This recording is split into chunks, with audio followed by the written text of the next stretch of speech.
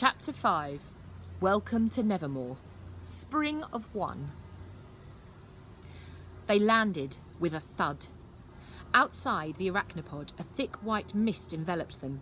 All was quiet and still, as if the chaos of Jackalfax's town square had simply ceased to exist. Morrigan felt sick.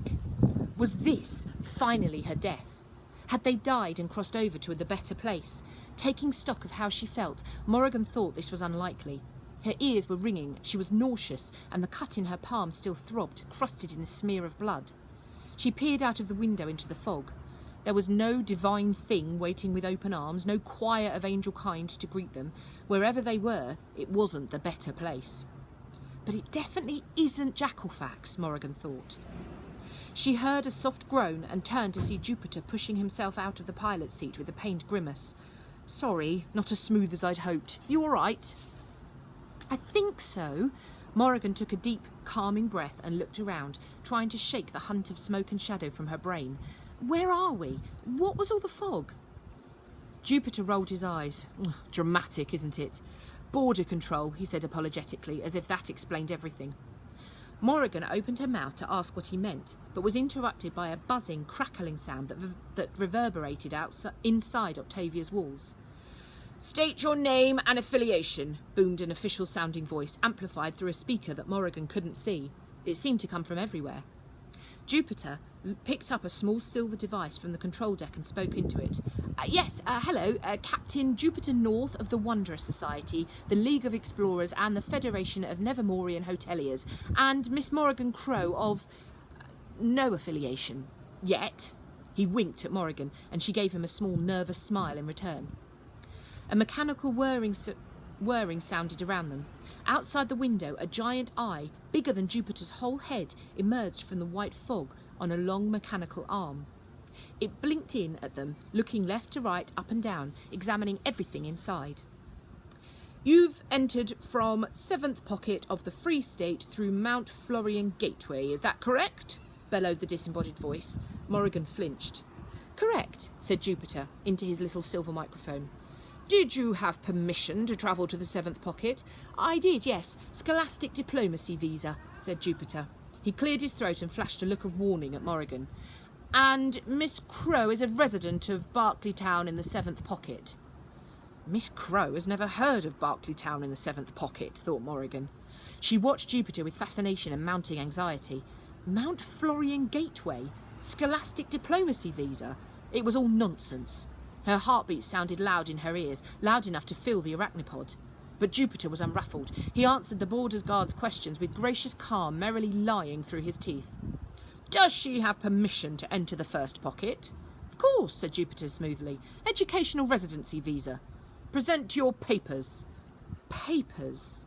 Jupiter's confidence faltered. Right, course, papers. I forgot about the papers. Hang on. I'm sure I've got something."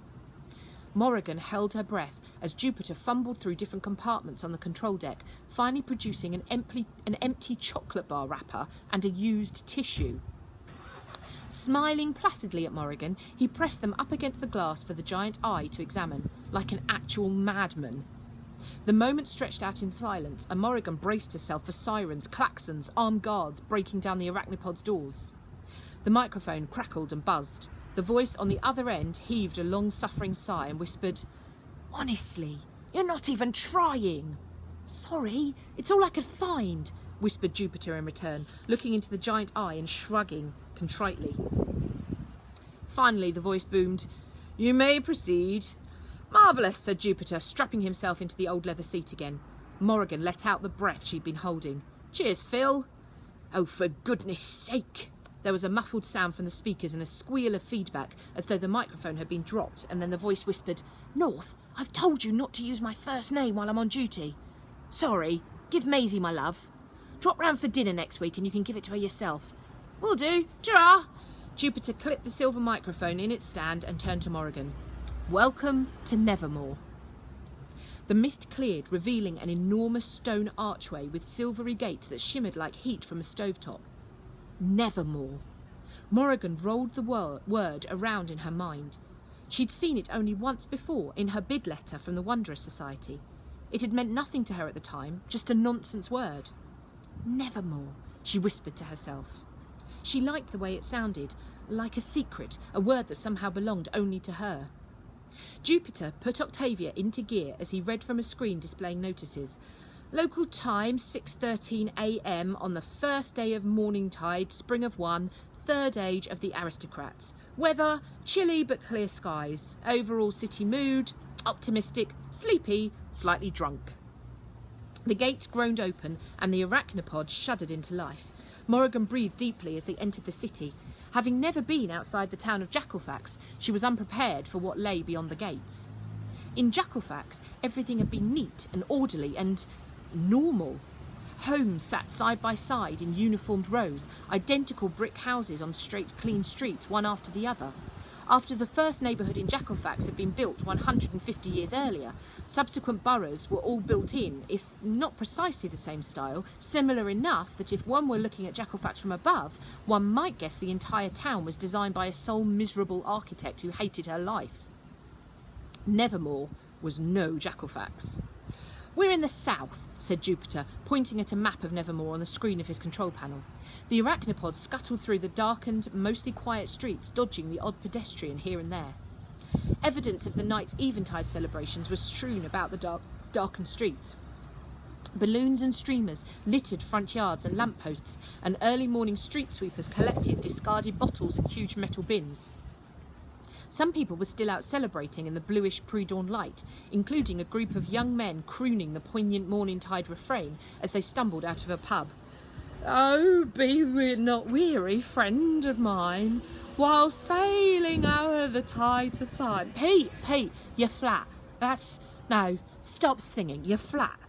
"The new age greets us at the shore, just like the olden age before." No, it goes down at the end, not up. Octavia sped through the cobbled lanes, narrow alleys and sweeping boulevards, some neat and old-fashioned, others flamboyantly hectic. They floated through a borough called Ogden-on-Duro that looked like it was sinking. The streets were made of water, and people rowed little boats through swirling mist that rose around them. Everywhere Morrigan looked, there were rolling green parks and tiny church gardens, cemeteries and courtyards and fountains and statues illuminated by warm yellow gaslights and the occasional rogue firework. She was up, out of her seat, moving from window to window, pressing her face to the glass as she tried to take it all in. She wished she had a camera. She wished she could jump out of the arachnopod and run through the streets. "Check that screen for me," said Jupiter, gesturing with his head as he steered Octavia through the mass of back streets. "What time is sunrise?" "It says 6:36. We're running late. Show me some speed, Ockie," Jupiter muttered, and the arachnopod's engine roared. "Where are we?" asked Morrigan. Jupiter laughed. "Have you been asleep? We're in Nevermore, dear heart." "Yeah, but where is Nevermore?" "In the Free State." Morrigan frowned. "Which one's the Free State?" There were 4 states that made up the Republic: Southlight, Prosper, Far East Sang, and of course Great Wolfacre, outside of which Morrigan had never ventured. "This one," he said, steering Octavia into a side street. "The Free State is the Free State. It's the one that's actually free. State number 5, the one your tutors never taught you about because they didn't know about it themselves. We're not technically part of the Republic." He wiggled his eyebrows at her. "You can't get in without an invitation." "Is that why the Hunt of Smoke and Shadows stopped at the clock tower?" she asked, returning to the passenger seat. "Because they didn't have an invitation?" "Yes," he paused. "Basically." She watched his face closely. Could they follow us here?" "You're safe, Morrigan." He kept his gaze on the road. "I promise." Morrigan's excitement faltered. She'd just seen him lie so skillfully to the border guard, and it wasn't lost on her that he hadn't properly answered her question. But very little about this strange night made sense. A tornado of questions swirled in her head, and all she could do was try to grab at them as they flew by. "How? Morrigan blinked. "I don't understand. I was supposed to die on eventide." "No. To be precise, you were supposed to die at midnight on eventide." He slammed his foot on the brakes, waited for a cat to cross the road, and then hit the accelerator hard. Morrigan clutched the sides of her chair, her fingers turning white. "But there was no midnight on eventide. Not for you. Nevermore is about 9 hours ahead of Jackalfax, so you skipped right past midnight, out of one time zone and into another. You cheated death. Well done. Hungry?" Morrigan shook her head. The hunt of smoke and shadow, why were they chasing us? They weren't chasing us, they were chasing you. And they weren't chasing you, they were hunting you. They hunt all the cursed children. That's how cursed children die. Good grief, I'm famished. Wish we had time to stop for breakfast.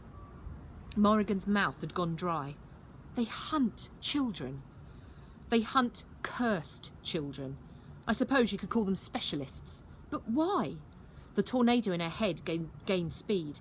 And who sends them? And if the curse says I'm supposed to die at midnight, I could murder a bacon butty. Then why did they come early?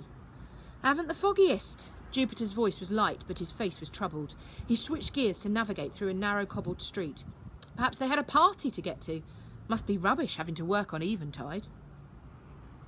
I know what you're thinking, said Jupiter, as they locked Octavia up in a private garage. He pulled a chain next to the vast rolling door and it descended. The air was frosty, turning their breath to clouds of steam. Nevermore. If it's so great, why haven't you heard of it?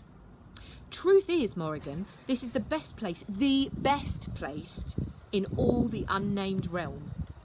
He paused to slip out of his tailored blue overcoat and drape it around Morrigan's shoulders. It was much too long for her, and her arms didn't quite reach the end of the sleeves, but she hugged it close, revelling in its warmth. Jupiter ran one hand through his wilting coppery updo and, taking Morrigan's hand with the other, led her along the chilly streets as the sky began to lighten. We've got great architecture, he continued, lovely restaurants, reasonably reliable public transport, the climate's great, cold in winter, not cold in not winter, much as you'd expect. Oh, and the beaches. He looked thoughtful. The beaches are rubbish, actually, but you can't have everything. Morrigan was struggling to keep up, not just with Jupiter's rapid-fire monologue, but also with his long, skinny legs, which were half skipping, half running down a street signposted Humdinger Avenue. Sorry, she panted, half hobbling, half limping from the cramp that was beginning to seize her calf. Could we slow down a bit? Can't. It's almost time. Time for what? You'll see. Where was I? Beaches. Rubbish. But if you want entertainment, we've got the Trolloseum. You'll love that. If you love violence. Trolls fight every Saturday. Centaur roller derby Tuesday nights. Zombie paintball every second Friday. Unicorn jousting at Christmas. And a dragon riding tournament in June. Morrigan's head was spinning. She'd heard stories about a small centaur population in far East Sang, and she knew there were dragons in the wild, but they were incredibly dangerous. And who would think of riding one? And trolls, zombies, unicorns? It was hard to tell whether Jupiter was serious. They turned into a street called Caddisfly Alley, flat out sprinting now down the twisting maze-like back street. Morrigan thought it would never end, but at last they stopped outside a curved wooden door with a small sign reading Hotel Deucalion in fading gold lettering. You live in a hotel, Morrigan puffed. But Jupiter didn't hear her. He was fumbling with a brass ring of keys when the door flew open and Morrigan nearly fell over backwards. Looming in the doorway was a cat. Not just a cat, a giant cat. The biggest, scariest, toothiest, shaggiest cat she'd ever seen in her life. It sat back on its haunches and still struggled to fit in the frame. Its face was squashed and wrinkled as though it had run into a wall, and it snuffed and fuffed just like a huge prehistoric version of the kitchen cats at Crow Manor. If she'd been shocked by its appearance, that was nothing to how Morrigan felt when it turned its enormous grey head towards Jupiter and spoke. I see you've brought my breakfast.